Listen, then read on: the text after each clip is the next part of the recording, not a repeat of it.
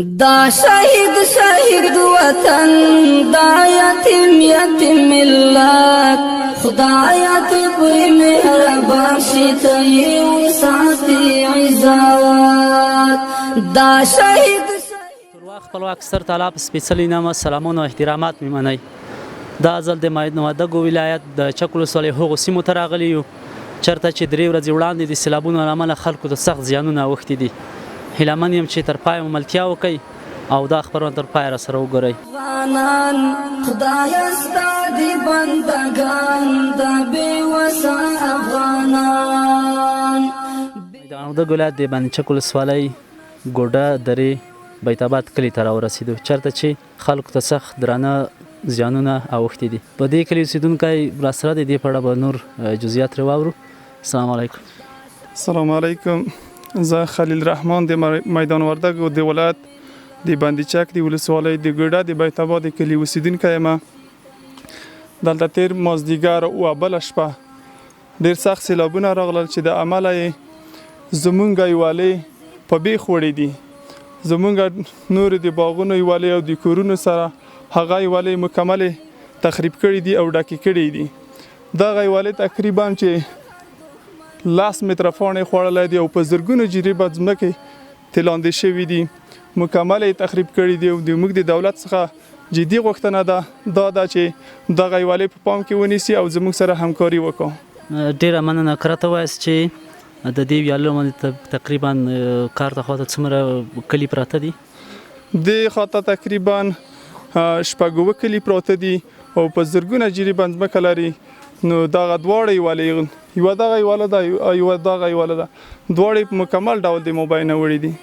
صحیح شو، مننه. خو گشنا پتما نامی نستوی بیغما دخپل خو گشنا پتما چه اشنائی راشی کورتوی پوینو کلت پات خدایا تبوی مهربان شیطی و ساتی عزت. پخوا په دغه کلي کې د رود مسیر په دغه ځای کوم ځای کې چې زه دغلته ولاړ یم دغه رود په دغه لاره باندې راتله، خو لیکن په دې وروستیو کې د سیلاب راوتلو امله رود خپل مسیر بدل کړی، بلکې اوس هغه مهال د خلکو په مځکه کې روان دی. د دې مځکې خاوند راسره ولاړ دی، نه په دې په اړه نور جزئیات واورو. السلام علیکم. السلام علیکم. او د بر کلي ګوډه اوسېدونکی یم او د چک ولسوالۍ. نو دغه سیلابونه په ګوډه دره کې زښته ډېر راغلي دي او د جلګې خوا نه هم راغلي دي. مقصد دی ګوډه کې چې راغلي دي تبرانکول په نامه باندې یو سیل دی چې ډېر زیانونه یې خلکو ته اړولي دي، چې د کورونه هم کې زیانمن شوي دي او ډېر ځایونه مځکې تقریبا ډېرې لاندې کړي دي چې په هغو کې ډېر زراعتي مځکې او دا خبره آباد مځکې دي چې په هغو کې مڼې دي او زردالو دي، کچالو، لوبیاګان او دا شان ډېر لاندې کړي دي. نو د موږ د امارت اسلامي نو دا تقاضا ده چې د موږ سره همکاري وکړي او هر نوع همکاري امکانات چې د دوی سره وي. ډېره مننه. دغه مځکه کې چې اوس مهال سیل روان دی دغه ستاسو مربوط دغه مځکه چې کومه دغه اوس چې د کوم سیلاب کې روان دی په دغه ساحه کې او د کومې مځکې مڼې چې دغه شان چې د ټول د موږ د تقریبا 4.5 دانې مڼې دغه د اوس لاندې کړي دي همدغه سیلاب. دا یوازې ستاسو مربوط 4.5 دغه یوازې 4.5 مڼې چې دغه خالي تنها د موږ مربوطه مځکې دي. دغه خب دغه سیمې ته به ورشو. تاسو ګورئ چې په دغه سیمه کې اوس مهال د خلکو په مځکه کې د مړي په وینا چې دغلته 4.5 د مڼو ونې شتون لري. اوس مهال دغه رود خپل له مسیر اوښتی او د خلکو په مځکه کې روان دی.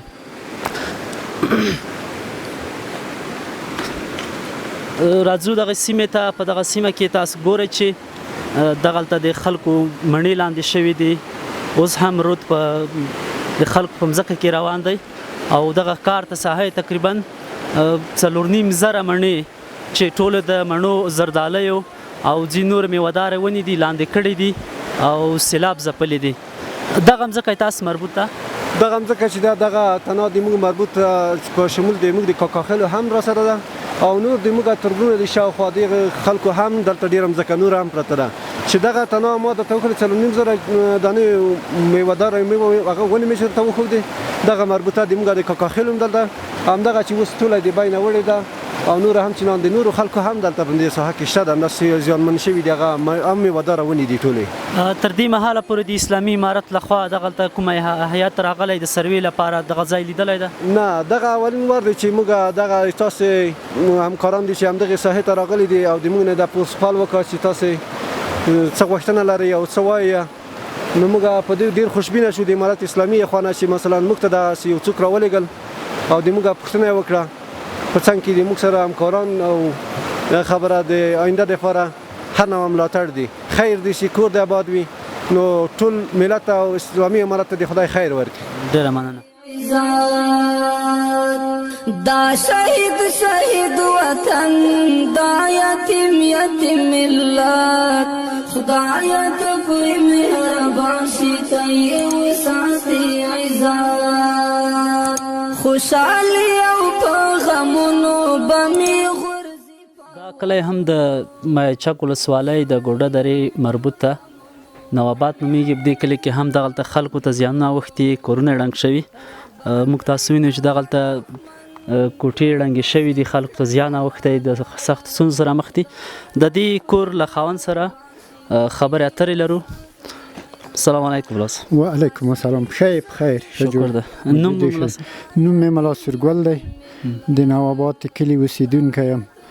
دا چې دوی اویلۍ د ما د یوه د زوی وه، یوه د ما خپله وه. زه په خپله تقریبا 15-16 سره پامیل لرم. د زوی مې ځان ته 8 سره پامیل د هغو دی، د هغو ورانه شوي، د ما هم ورانه شوي. دا چې تنها زموږ کور وران شوی بلکې د مځکې نه مې هم لاس په سر شوي دي. 21 روغ پټی د ما نه دی پاتې شوی، ټوله ویجاړه شوې. کمر لوټې د کور دکې پرتې دي، لرګي چې څه مهمات د کور یا سامان د کور هغه هم ترې لاندې شوی دی، هیڅ نه دي راپاتې. ما سوا د دې نه چې د الله د طرفه وه، بس زموږ هره سپارښتنه او تفویض الله ته دی، د الله نه یې وس غواړو. دغه ځای کې تا څو کوټې ړنګې شوي دي؟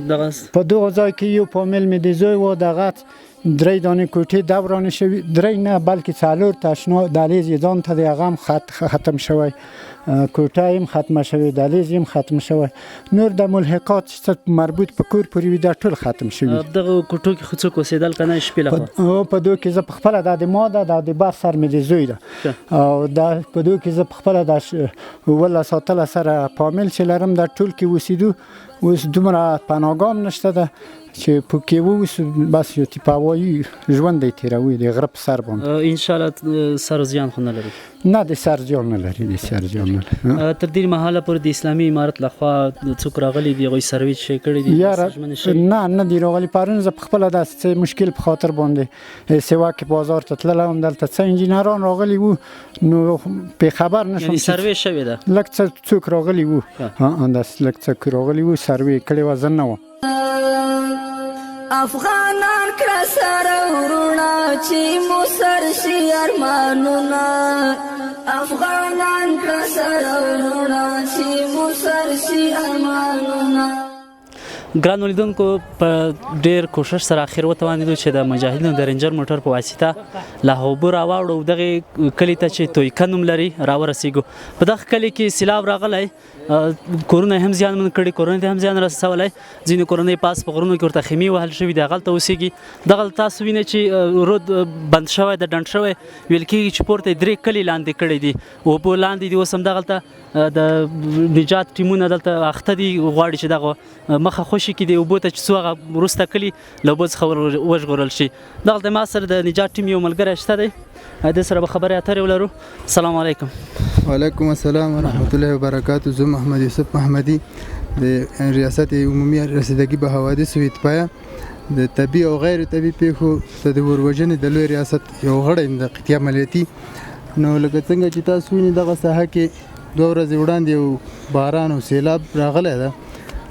زیاتره کورونه او بس یو 3 کلي دغه سیلاب ډنډ شوی دی، یو 3 کلي لاندې کړي دي. د سیمه تویکه په نوم ده، د تیمیرداد ولسوالۍ د میدان وردګو، او د موږ د نجات قوه لګیا ده. تاسو خپله مینئ چې هلته لګیا ده، عملاً کار یې نه، او د موږ د نجات رسۍ ما هغلته اچولې، اوس به خلاصه کړله. انشاءالله ډېر زر موږ کوشش کوو چې دغه سیند ته یو څه هغه برابر کړو له خیره سره. او لار ورته برابر کو په مغه خپل ځاړه مسیر باندې بیرته هغه کو که څه هم د سین اصلي مسیر دی خو د خپل مسیر بدل کړی دا خو ته په پټې د خلکو په ځمکو او په غ باندې ورغله ده خلکو ته ډیر درانه زیان اړولي دغلته څو ورځې کېږي چې تاسو راغلي او دغلته هم د نجات عملیات پیل کړي دي د من خو تقریبا بیګا د شپې راغلو ساري 4 بجې دلته راورسېدلو بیګا من اله د شپې د الارم څه هم تاسو بم لیدلي ټوله لار سیلابو وړې سخته خرابه سوې ده په ډېرو تکلیفو په ډېره غسره بالاخره انشاءالله راورسېدلو او عملیات هم پیل کړي ساري وختونه او انشاءالله چې عملیات په نتیجه ورکړي موږ لیدونکو په دغه غره باندې راوختو له تویکي کلي څخه اوس مو حرکت پیل کړی دی کوشش کوو چې واوړو فاکر هغې خواته صدوخیل او نازک خیل هغه کلي دي چې له دې 2 برابره زیات زیان لیدلی کورونه اوس هم په اوبو کې ډوب دي دغلته د اوبو مخه نیول شوې اوبه ډنډ دي کورنۍ زیاتې زیان لیدلی ځینې په غرو کې اوسېږي خیمې ورته جوړې شوي دي موږ هم کوشش کوو چې هغې سیمو ته لاړ شو هغې کلي ته لاړ شو نو هیله ده چې موږ سره تر پایه اوسئ او دا خپرونه راسره وګورئ قدرمنو لیدونکو موږ په غره باندې راواوښتو د تویکي کلي د بل اړخ ته دغلته د مرستې لپاره د لوړپوړي دولتي چارواکي هم راغلي د میدان وردګو ولایت والي صاحب قاری بختیار معاذ صاحب د ولسوال د یادې ولسوالۍ ولسوال امني قمندان هم دلته شتون لري له والي صاحب سره په دې اړه باندې غږیږو ملتیا مو وکړئ السلام علیکم والي صاحب وعلیکم السلام تر دې مهاله په دغه سیمه کې څومره زیانونه خلکو ته اوښتي دي لکه څرنګه چې تاسو وینئ میدان وردګو ولایت کې په ټولو ولسوالیو کې ډېر سیلابونه راغلي وو لکه جلیز و دغه له هغو نه یوه دا د دایمیرداد د جلګې ولسوالۍ ده دا د توکې کلی چې ده تاسو وینئ په ډېر تعداد باندې کورونه یې وران کړي باغونو ته یې زیان اړولی دا زراعتي مځکې خرابې کړي ټولې لارې بندې دي خو لله الحمد موږ امارت اسلامي ټول هغه امکانات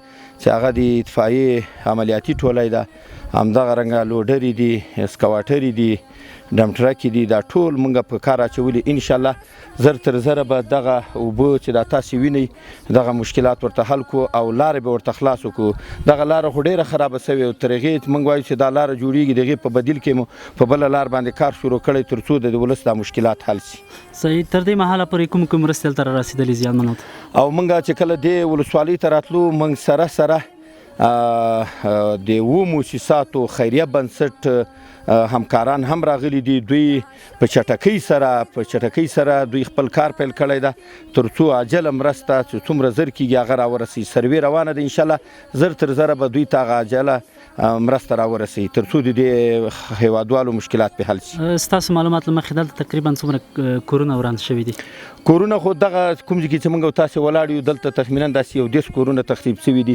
همدغسې نورې مختلفې درې دي په هره دره کې 15 داسې کورونه تخریب شوي دي خو انشاءالله ټولو درو ته دغه سروې د موږ هغه د حوادثو د ماجرینو د وزارت لخوا نه ټول مؤسسات د حوادثو په مشرۍ باندې دلته راغلي دي انشاءالله تر څو وکولی شي ټول مشکلات حل کړي او دوی ته د عاجله مرسته ورسوي دغلته دغه چا کورونه چې وران شوي دي هغوی د مرسته غوښتنه کوي داسې پلان شته چې هغوی د کور جوړولو کې ورسره مرستې وشي هو بالکل یقینا تاسې وینئ لکه دغلته موږ کمپ هم ورته جوړ کړی خیمو مو هم ورکړي دي انشاءالله موږ د دوی دغه مشکلات د مشرتابه سره د رئیس الوزرا سره د وزارت داخله سره ټولو سره شریکه کړې ده او انشاءالله موږ ته یې وعدې راکړي دي تر څو د دوی کورونه دوباره ترمیم شي ډېره قدرمنو لیدونکو په دې هیله چې ستړي شوي ناست زموږ سفر د میدان وردګو ولایت د جرلیز ولسوالۍ څخه پیل تر چک اوان اوس تر دایمیرداد ولسوالۍ راورسېدو په دغه درې ولسوالیو کې خلکو ته د سیلابونو له سخت زیانونه اوښتي وو چې موږ هم د خبرې پوښښ لپاره تر دغه درې ولسوالیو پورې لاړو